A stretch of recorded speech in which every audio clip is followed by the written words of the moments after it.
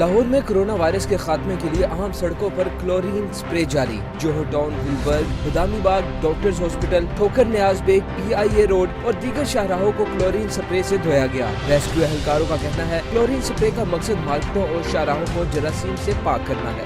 اس کا فائدہ یہ ہے کہ کورونا جراثیم ہے اس سے ہماری جو ہے وہ حفاظت ہو جائے گی جا کے، اور ہمارے لوگوں کو اس سے حساسیت تحفظ جو ہے۔ کورونا وائرس کی وجہ سے پورے پاکستان میں لاک ڈاؤن کا اعلان۔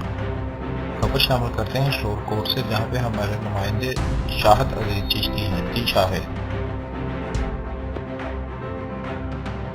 شورکوٹ میں کرونا وائرس کے پیش نظر حکومتی ہدایات پر شورکوٹ شہر، شورکوٹ کینٹ اور گرد و نواح میں جزوی لاک ڈاؤن جاری۔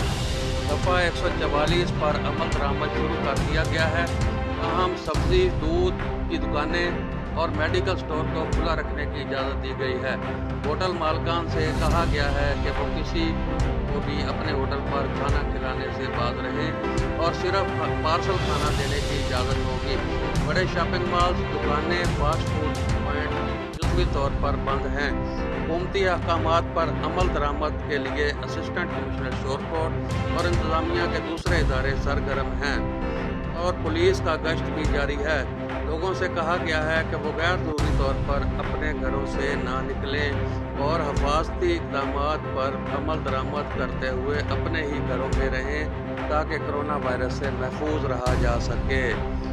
شاہد Aziz Chishti, bureau chief, City 1 news, Shorkot.